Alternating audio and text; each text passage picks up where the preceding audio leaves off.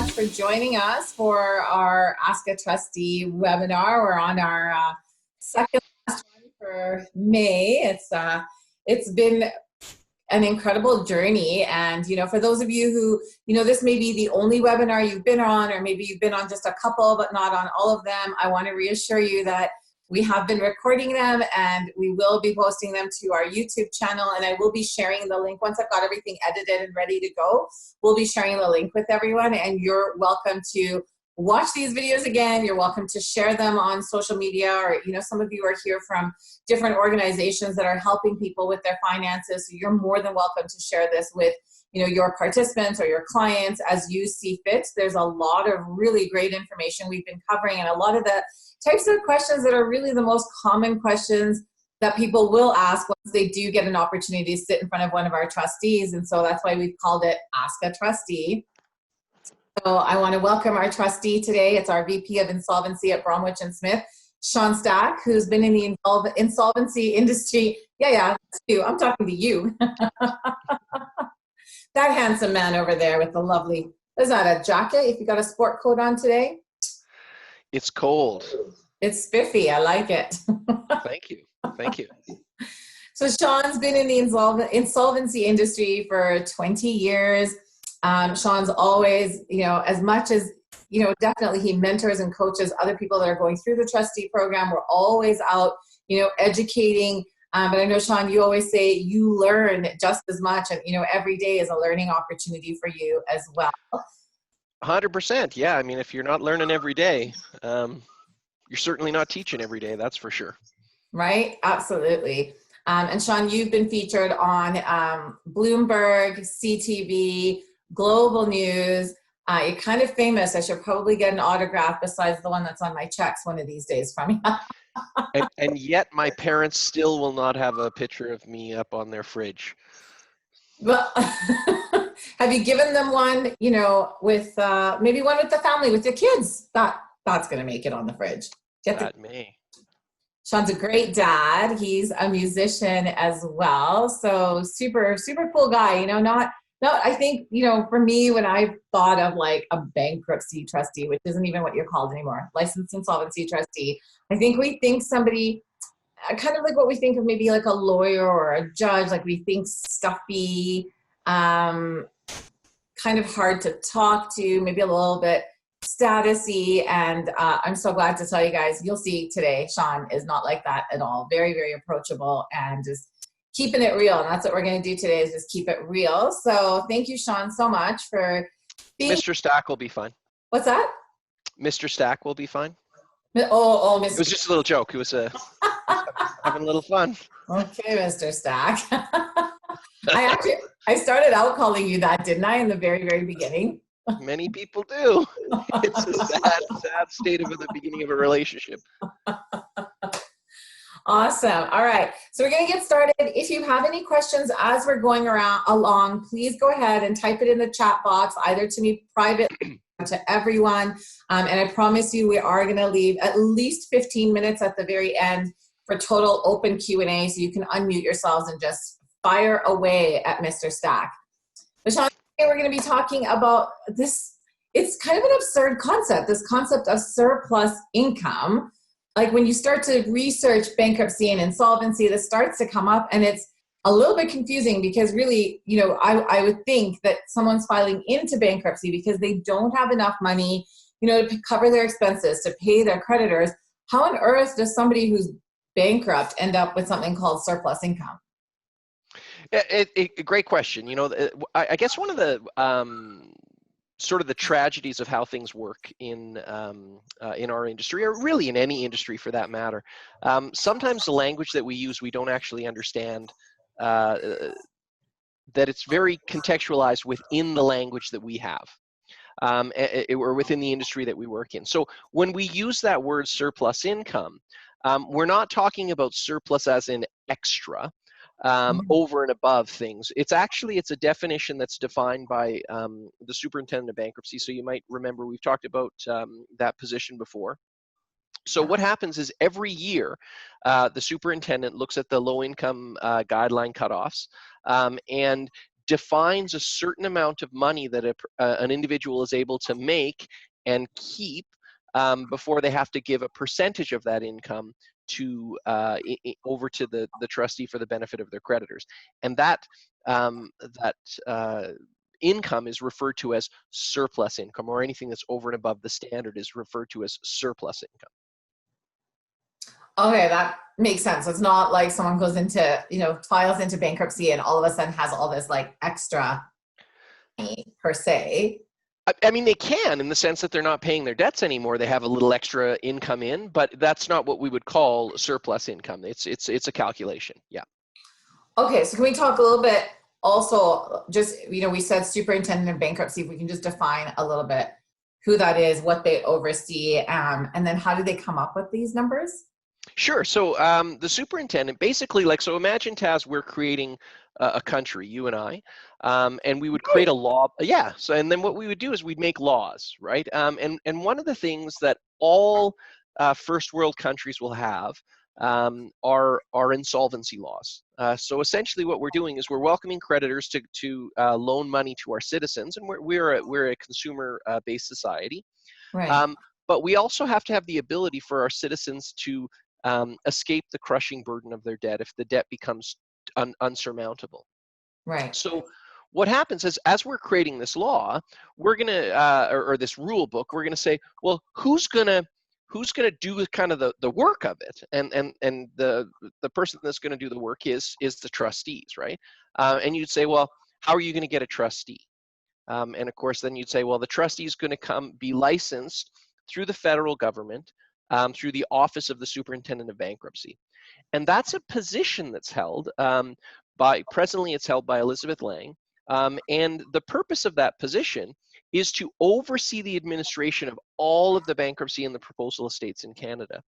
Okay. And one of the responsibilities that she has, and of course she's got a lot of people helping her, just like a good trustee has a large staff around them. They're not just left on their own, because you have a better strength in numbers when you're surrounded by people that share values and in the direction. So what the superintendent does is every year she reviews basically like a basket of goods, essentially, and determines if you make over a certain amount of money, or they set out the standard that says, if you're a one-person family unit, you're entitled to this much money. If you're two, it's this much money. Three, it's this much money. And anything that's made over and above that, a percentage of that income has to come in. So it's half of that income has to come in. So if you make less than that, we would say you have no surplus income. Now, what's important to understand about that is that it doesn't mean that you have to spend all your money. Like I'll talk to people and say, well, they'll say, well, wait a second, Shawn, let's say there's a single person. I believe the cutoff's around $2,200 right now. And we'll just say it is rounded, okay? Yeah. So if they made, say, $2,600 a month, they'd be making $400 over, okay? So what that would mean is half of that money of the overage, so $200, would have to come in to the trustee, and it would be our job to take that money and we'd give it out to the creditors at the end. And you'll recall when we reviewed bankruptcy last time, it would actually extend the length of bankruptcy by an additional 12 months. There'd be this attachment. So when we talk about surplus income, it's not after you've covered all your living expenses. It's anything that's over and above this amount. So if you reduced your expenses more, and you started spending less money, the trustee wouldn't say, hey, you got to give me the rest of that money because it's surplus from the budget that you had. It's Right. all based upon a math calculation. So it's surplus to what we federally sort of decided is like the minimum that a single person or a family or whatever kind of needs. It's kind of like a basic survival. Is that the idea? Yeah, essentially. So the reason why we have it is because you're allowed to a certain amount of, like the objective here is that you're left enough money that you're able to survive. Yeah. That there's a little more, if you're making more money, if they took all of it, if you had to give it all over, people would just say like, well, why would I want to do that? So it's designed to leave you enough so that you're able to survive. if you're working extra hard, you get a little, you get some more of that money, and that other amount goes to the creditors. And basically, the idea behind that, it's like an exemption, right? It's an exemption in relation to your wage. So you'll remember how we talked about each of the provinces, and although the Bankruptcy Act is federal, so it's across Canada, and so we're operating in British Columbia and in Saskatchewan and Ontario. All of them have different exemptions with respect to property, but everyone gets the same standard across Canada as far as the income. Okay. So there's, sorry, if I understand correctly, there's like there's a Canada-wide sort of standard of what the income is, but then if I live in Toronto and you live in Saskatoon, then we have different amounts of exemptions or different amounts. Is that correct? Yeah. So how it would work is that so there's two different sections that we're talking about here. So we'll remember when we talk about when we go into bankruptcy, it's called filing an assignment. Right. So what that means is what the individual owns belongs and vests with the trustee, and it's the trustee's job to take possession of it and liquidate it, and so basically turn it to money and give the money to the creditors. Now, depending on the province that you're in, certain things are exempt, right? So BC is going to be different than Alberta, which is going to be different than Saskatoon, okay, or and Ontario for that matter. So that's under Section 67, and the reason for that is Section 67 says everything vests subject to the exemptions of the provinces. There's another section called Section 68, which is the attachment to the individual's income. And that does not distinguish between where they live. So you're absolutely right.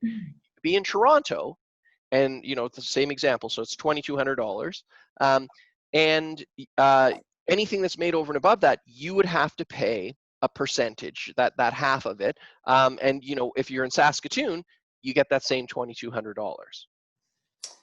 That's odd. So then it really doesn't take into, like, living expenses are considerably higher, let's say in Vancouver, than they are maybe in Red Deer. Well, certainly. And there's a reason for why they do this. Okay. So one of the things that's extremely important as far as the regulator is concerned, as the superintendent, but also just we as people are concerned, is that everyone is treated equally. So you'll remember there's these 4 principles under the Bankruptcy Act. The first one is rehabilitation. Everyone's entitled to that same rehabilitation. Right. The second principle is the control and distribution of the assets for equitable treatment of the creditors, not equal, but equitable. The next thing is to investigate, and the last one is to promote faith within the system. Now, here's where things get a little I was going to say dicey, but it's not dicey.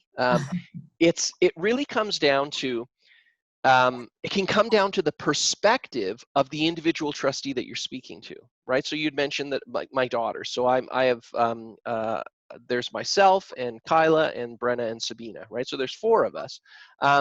Now, I might look and say, as raising 2, I guess 1 teenage girl and 1 tweenager who's, I might say, hey, this is what the cost is associated with this. Now, you might talk to an older trustee that says, the cost is actually only this amount of money. So now what ends up happening is they've spoken to me or to Bromwich+Smith, and we've said, hey, I think you should be able to survive on $3,500. But this other trustee says, what are you talking about? That you don't need $3,500. I've looked at your expenses. You actually, Kyla's at home. You don't need a second vehicle. You don't need this. You should only be earning $2,500 and you have to pay this. Now, what ends up happening is, depending on who the citizen has spoken to, you get a different outcome. Right. So now, and what gets more complicated with this, Taz, of course, is that, remember how we talked about the trustee as an officer of the court, but the trustee is also a business person, right? Now you get in this weird place where you've got trustees saying, well, goodness, I want to help you. I would like this business. So does it start to sway them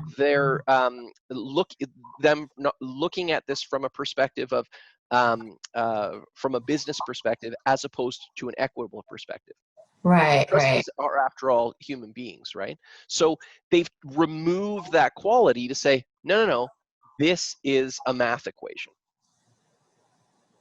Okay, that makes sense. It's still interesting that there's one kind of overriding federal rule around the income, and then it's a little bit different by province. But I think that, it's important to know, and I know we have different people on these webinars listening from different provinces, so that's really important to talk about. So why would you even pay anything to go bankrupt? This is, this often blows people's mind, and they, you don't think about that. Like, it's supposed to be this fresh start. And when you think of bankrupt, generally you're like, bankrupt means I don't have any money. It's kind of, or I don't have enough money, right? So it's a little bit hard to understand, why would you have to pay any money in? Can we talk a little bit about that?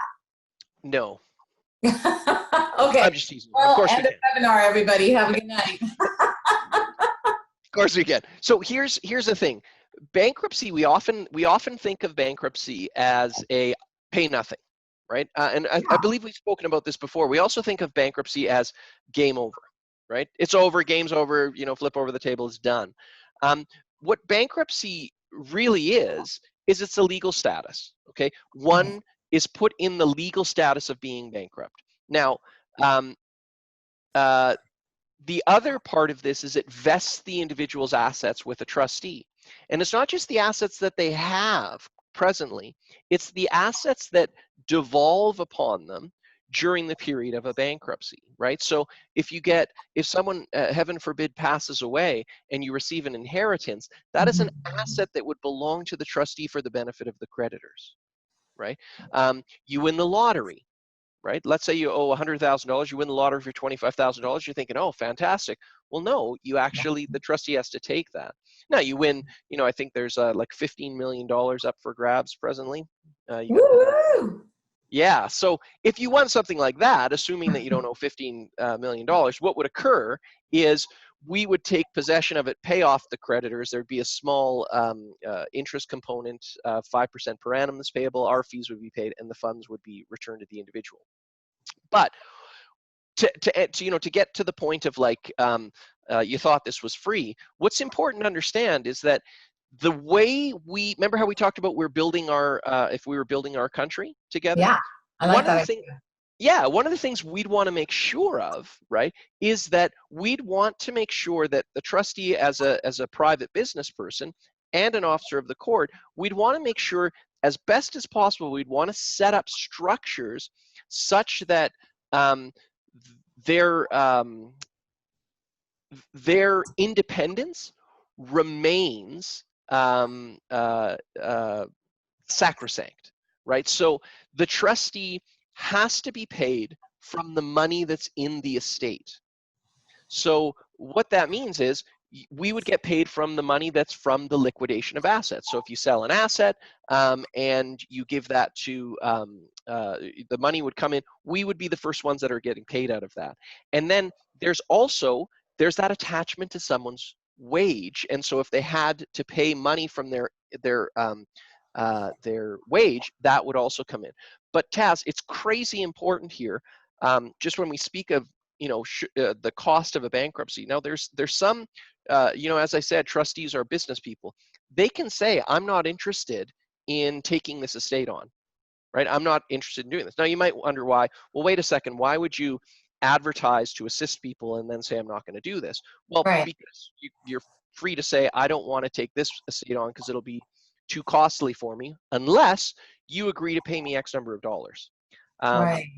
So someone might say, a trustee might be speaking of trustee fees, which is and they'll call it a voluntary fee, which, you have to voluntarily pay it, or they won't take your estate on, or they'll oppose your discharge and bring it to the court and say, hey, they entered into this voluntary payment and we want them to pay it. Now, we don't engage in that practice. We will engage in the practice of saying, I need you to guarantee the costs associated with this. So if we don't get enough surplus income to cover our basic cost of $1,600, or if the assets aren't there, we will ask for a guarantee in connection with that. So there is that sort of requirement to pay money in. However, that is also covered through GST and things like that would belong to an estate up till $1,600. However, I'm kind of going off on this because I want to get back to this idea of why would you have to attach to a wage, which is ultimately what you're driving at, right? Outside of, there's this cost. So I don't know if you ever read The Merchant of Venice.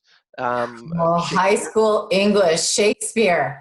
Amen. Yeah. So one of the things that came out of that, and I don't even know if they read it anymore because there's some pretty horrific things that are said in that. But one of the things that Shylock demands of the court, right? And this has become part of our public lexicon. We say, "I want my pound of flesh."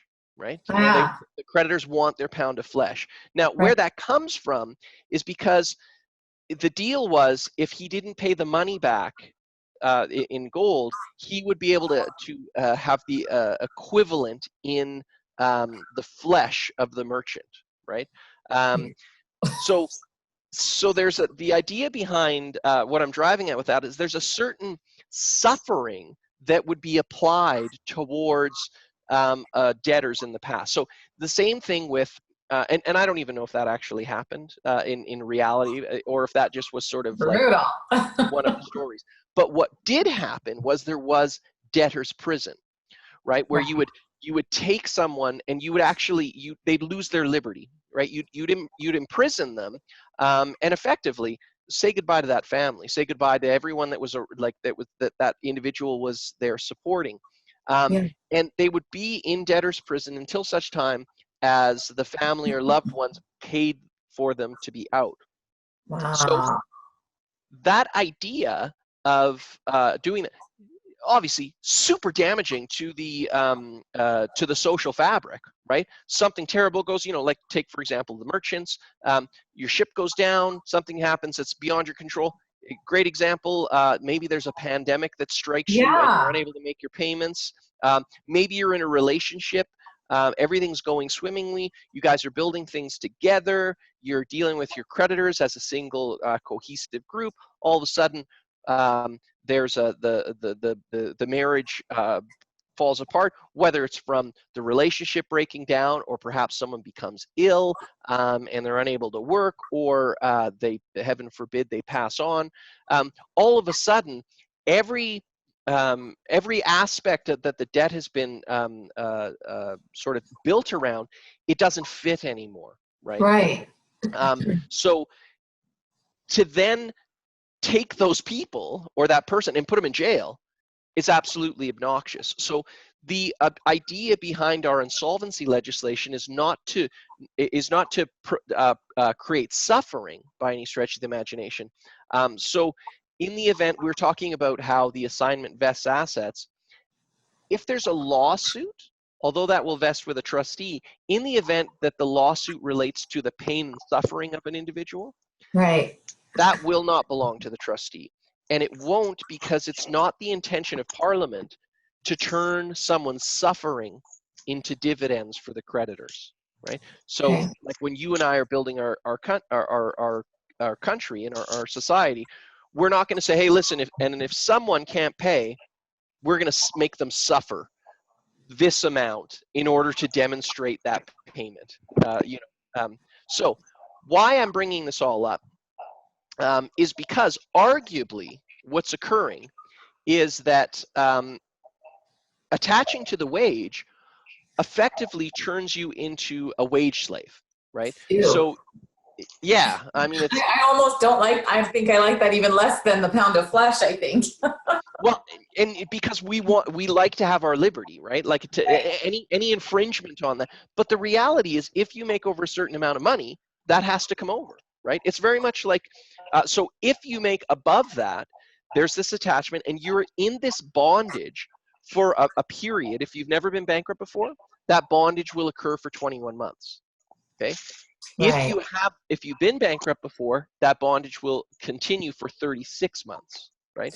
Now, sorry, so let's just go back. You just mentioned first-time bankruptcy, because when we talked about, when we did our bankruptcy webinar, of course, we've talked a lot about 9 months. And this, what we're talking about, the fact that the first time bankruptcy would be 21, that's only in this case where there is that surplus income, right? Where it's more than this. Precisely, yeah. And so, the purpose of it is not to suffer someone for a longer period of time. The purpose of it is so that there's a greater dividend to the creditors, right? Okay. That's its objective, right? So if you make over a certain amount of money, the creditors should be able to recover a little bit more. So Yeah. that idea of attachment, it's not, and arguably wage slavery, it's not designed to be punitive, and that's an important thing. It's not designed to punish people. It's designed, the time frame of filing or the attachment to the wage, it's designed to be rehabilitative, that first principle, and of course for equitable treatment of the creditors. So if you're making a little more money, we as a people have said you should be in this a little longer. That changed in 2009. So in case you have, you're like, well, this guy's full of nonsense. I know this person went through it this time. You're right. That changed in 2009. It became a math equation and extended longer. Okay. That sounds horrible, this whole idea of wage slavery. Does someone have a choice if someone that is going through this bankruptcy process, do they have a choice in the amount that they have to pay? Is liberty there? Well, so that's interesting, right? Like in the sense that, as I was saying earlier, it's a standard across Canada, right? So what you're required to pay is what you're required to pay. Now there's always, as I've told you before, there's always a way, right? There's always different things. So the number one way around something like this would be arguably a proposal, right? So not only does a proposal offer someone a certainty of process and a certainty of outcome within a 45-day period there, like we'd spoken about before. Mm-hmm. Whereas a bankruptcy could be 21 months. The creditors do have the right to oppose your discharge in a bankruptcy as well. The proposal payment is not based upon the surplus calculation. Okay? Right. What it's based upon is the anticipated recovery in a bankruptcy. So let's take, for example, and these aren't exact numbers, so I'm just going to make them up here, okay? Let's say you're single and you're allowed $2,000 to make, okay?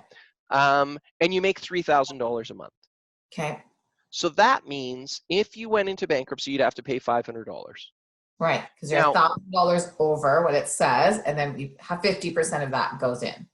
Precisely, yeah. So now you say, okay, you've not been bankrupt before, so you're going to be in this for 21 months.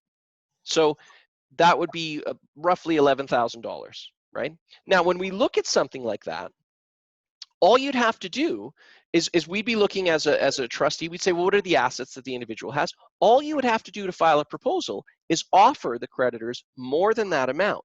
Now, again, what's important to understand is that with a proposal, the timeline around it is ultimately defined by you as the proponent putting that forward, because a proposal is a forced contract on the creditors.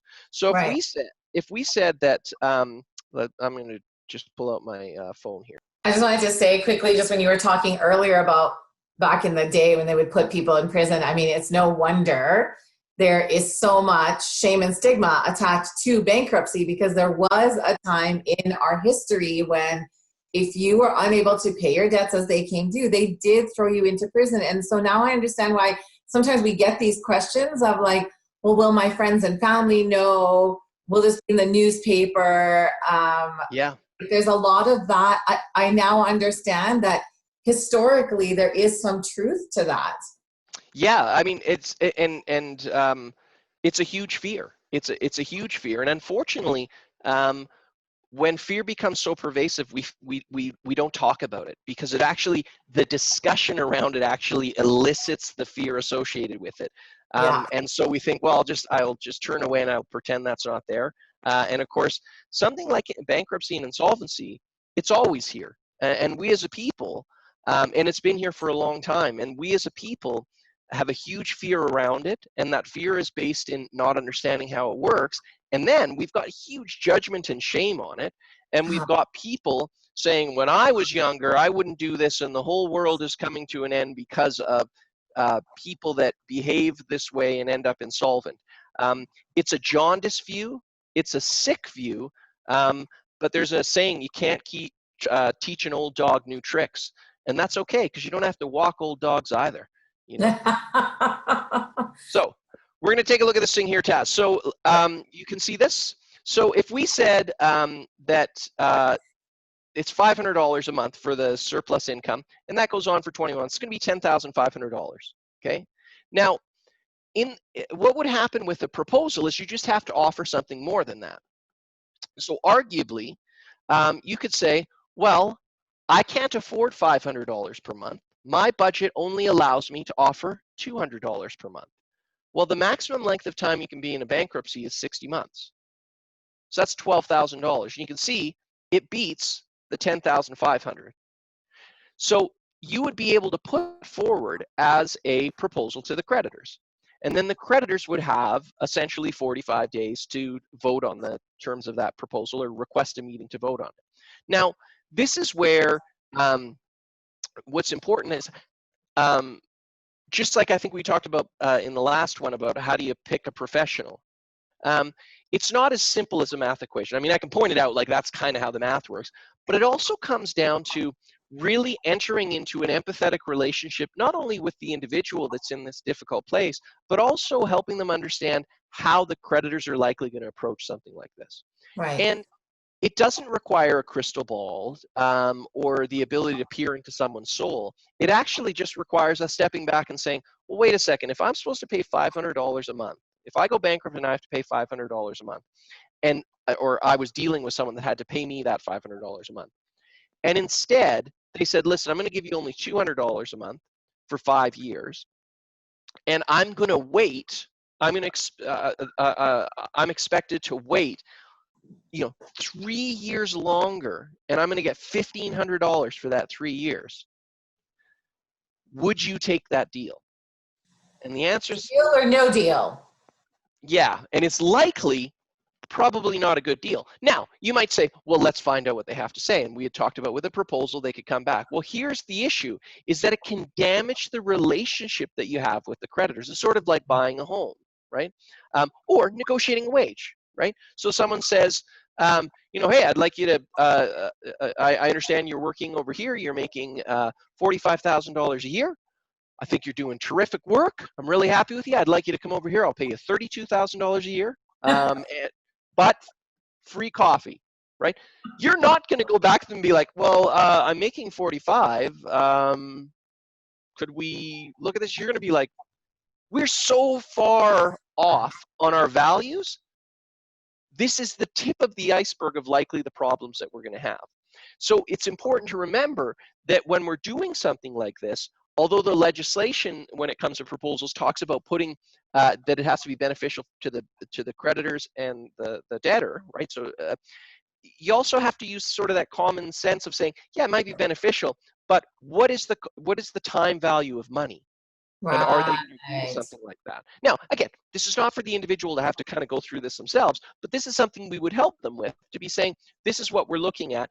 In a bankruptcy, if you're going to have to pay $500 a month, we'd look at your budget and we'd say, well, could you afford $300 a month?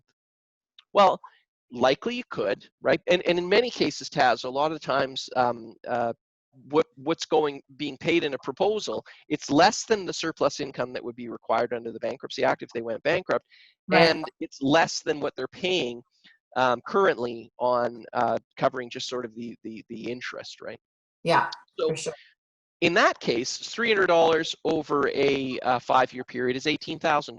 Now, let's put that back on, let's empathize for a second there. Are you prepared to take $7,000 more over 3 years? Probably. Now you're getting to the territory of, you're like, yeah, that makes sense. Now, why this is important is, and it's important to kind of understand this distinction, is when you're looking at other types of debt restructuring, like where you're paying back 100% of the debt under the orderly payment of debt, or you're doing a debt management plan, It Right. doesn't matter what you're going to get, what you're going to be required to pay in a bankruptcy. That's not what they're going to be considering. That's not what they're going to be looking at. That's right. What they're going to be saying is you have to pay all of this back. So they're actually going to be going from a place of, here's the calculation and how do we fit it in your budget. Bankruptcy is a similar way, except it's not the calculation.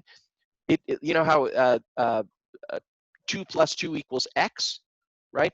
The orderly payment of debts and the DMP will be saying what's X, and then like, so X is your the amount of debt that you have, and then Right. what are these, like, how do we get, if we do it over 3 years, that's 36 months, divide that into this number, that's what you have to pay. In a Right. bankruptcy, X is just what it is. It doesn't matter. It's going to be surplus income multiplied by the times of the many months that you're in. So it's whatever that number is times 21. And it can fluctuate during the period of reporting. So with a proposal, all we do is we take that number of X, or that sum of X, and we just say, hey, let's X plus 10%, or let's X plus whatever, and we put that forward. So to this concept of wage slavery, right, and saying, well, do you have any choice? Well, sure you do. In fact, when we use that word proposal, you offer a proposal, it's not a proposal like, will you please take this? It's actually like, that's what you get. This is what you get. You're stuck. We've got 45 days to talk about. It's not like a marriage proposal where you're hoping she's going to say yes. This is kind of like we're doing this.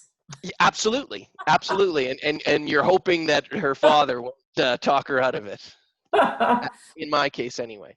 Now, so that's kind of how the bankruptcy versus the proposal. That's one way to go about it. Now, and it's important that when you're looking at these sorts of discussions with a professional, if they're not willing to have this kind of education with you, like if they're not talking about this, by no means does it mean they're bad or don't trust them. That may just be their worldview, right? That what does it matter? Let me do, and that doesn't mean that they couldn't assist you to go forward. But if your worldview is one of like, I'm interested in why, right? I'm interested in how, not what. What's the number? What do I do? It's like, what is it? Why is that? How do you get here? We as a firm, as you know, we're very interested in why is this, right? And we try to instill that within our community. So what can happen when we're looking at this type of thing? There's also the ability for an individual to disagree with what the trustee has put forward. So they could say, I don't agree with how you've calculated this. And like how they calculated the surplus income? Yeah, and that you could say, I want mediation, right? So now you might say, well, Shawn, in what kind of world would it's a math equation, like you can't disagree with math, and it's true. I've had some arguments with people about math before, but like math is math. But there are certain things that can be nuanced. So for example, child tax benefit, okay? The child tax benefit will show up in the name of the parent. Right. So some trustees will take the position, well, that's your income, and we're going to apply it to you.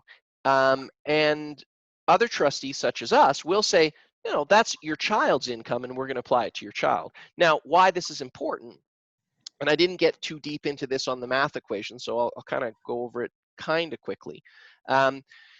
Basically, what happens when we talk about that 50% that you have to pay under the standard, it's always adjusted to the percentage of the income that you brought in, right? Okay. So if you only bring in 10% of the income in the family, and your surplus income is, $100, you're really only, like the family surplus income is $100, you're really only responsible to pay $10. Right. So when you look at something like child support or child tax benefit, that actually belongs to the child. So it would be reported, but it would be reported not as yours, right? It would be reported over here, so it would be that different percentage. So that a trustee might say, I don't agree with that interpretation. Or they might not even tell you about that interpretation. That's why it's good that you're watching Right. webinars and you're getting yourself educated on these things, because it's important that we become our own advocate in these things.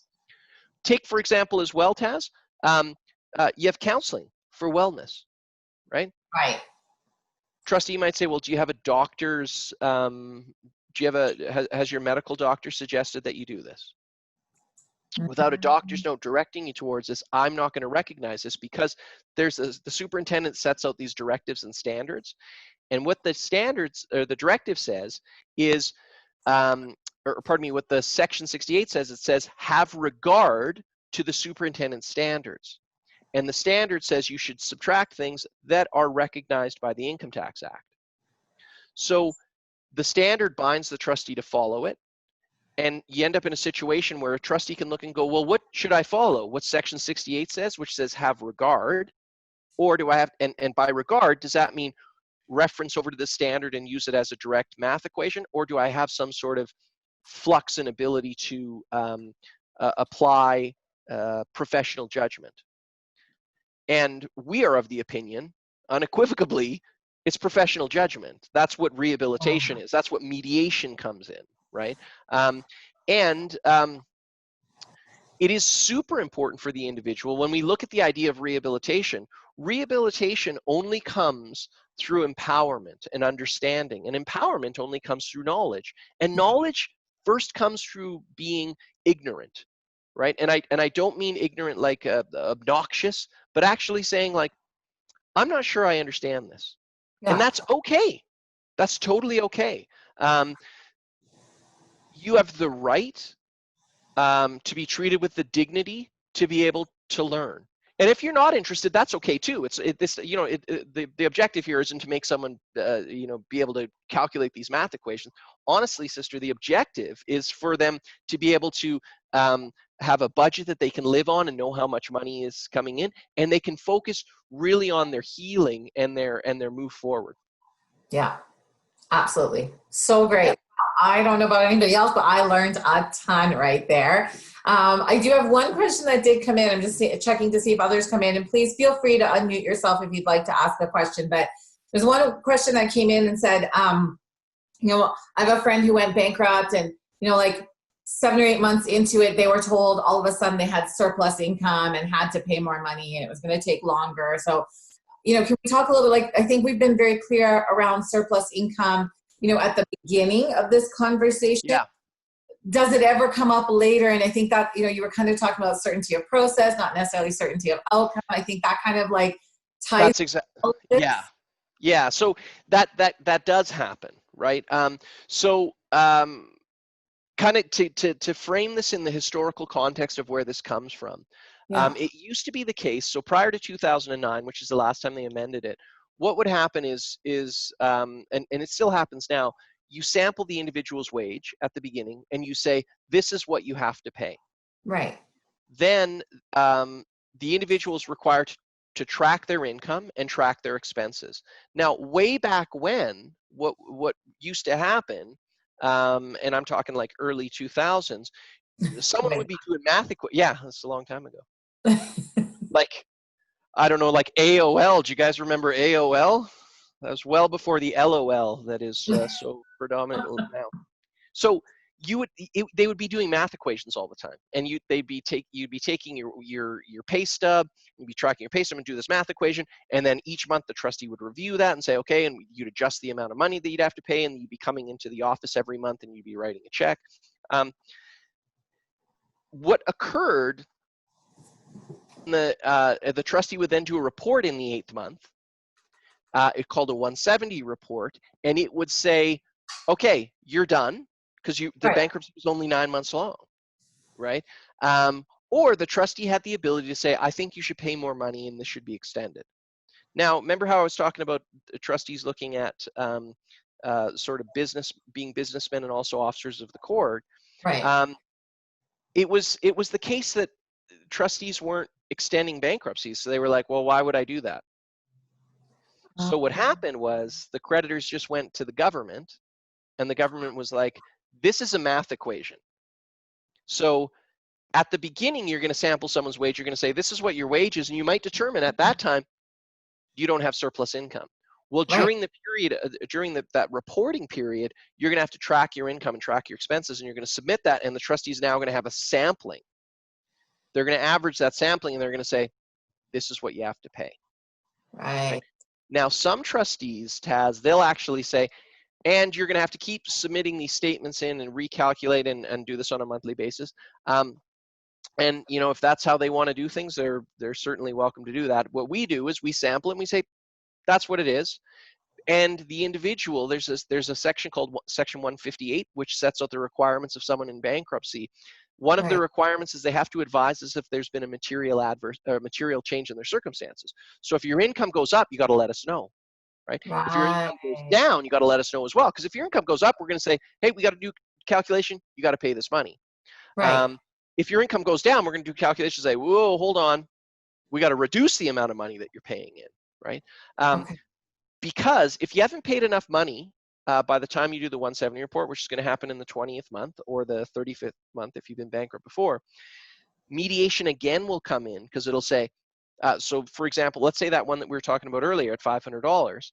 Let's say something went wrong. Maybe you had a car repair 1 month, and so you couldn't pay the $1,000 for 2 months. Well, you're going to get to Oh, the end, you're going to owe $1,000. And so the trustee is right. going to say, hey, you owe me $1,000. Do you understand that? They say, yep, totally agree. And you, through mediation, you would make an arrangement to have those payments come in.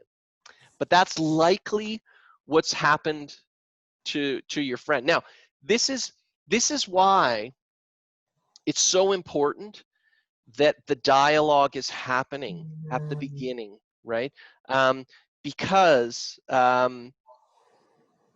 the hardest conversations are often the most fruitful, right? And every tree bears fruit. The question is whether or not it's palpable, right? And so someone that's like, this will be fine, it's worth knowing. Now, again, that being said, Taz, I think I've said this in some other webinars, someone that's prepared to give you a guaranteed answer, I would be very cautious at someone giving me a guaranteed answer in something that isn't guaranteed. It's sort of like saying, how much will I have to pay in a bankruptcy?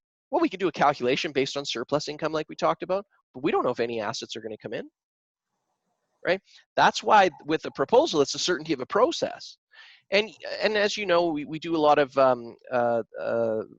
sort of promoting the normalizing the conversation of debt on Facebook. I got lots of people commenting, and I'm sure you've seen it, saying like, proposals are the worst things ever. You have to pay more money. It's a cash grab. The way a trustee gets paid, whether you file a proposal or you file a bankruptcy, it's based on a tariff. In a bankruptcy, the trustee is entitled to the first $1,600 and 50% of the money that's over and above. In a proposal, it's $1,500 and 20%. So we, in fact, will be paid less money under a proposal tariff than we will under a bankruptcy tariff. I don't get into that on these social media channels because it's largely, if you're having a discussion about how you get paid, which is a fair question, I guess,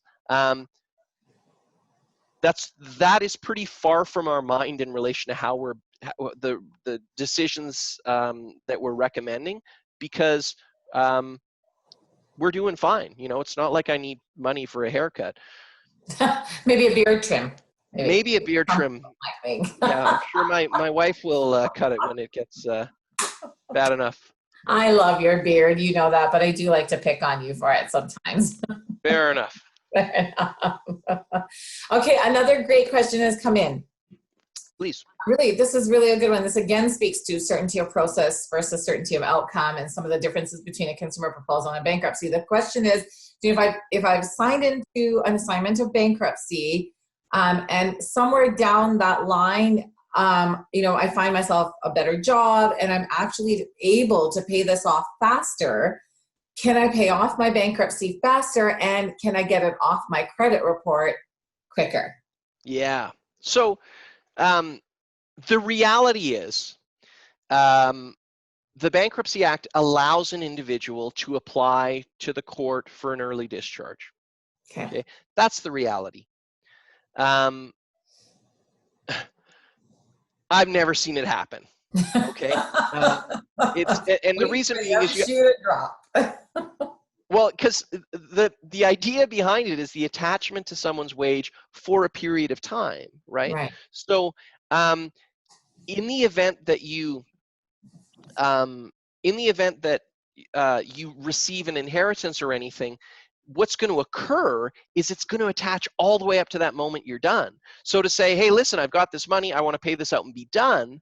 You know, if you were a creditor receiving that, you'd be like, what the heck are you talking about? Like, something could happen between here and here. So that's the perspective from the creditors. From the court side of things, the idea is that it's rehabilitative.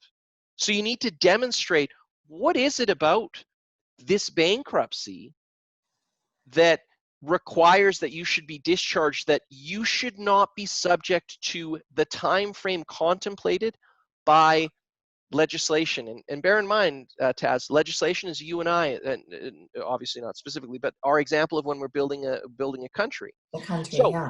to answer that question, though, it doesn't mean all hope is lost. You can file a proposal out of bankruptcy. Now, in order to do that, you need the permission of the inspectors, if there's inspectors, and you need the support of that trustee. Here's the thing. If that trustee says no, you can talk to another trustee. Oh. Provided that it's not an ordinary administration, you could talk to another trustee and say, I want to file this out of bankruptcy. So you could have filed into a bankruptcy, and at some point, because things have changed, you could say, hey, instead of sticking with this bankruptcy, I want to now do a consumer proposal. Like, that's huge. I don't think most people knew that that's possible. It's totally possible. The question becomes, is it beneficial?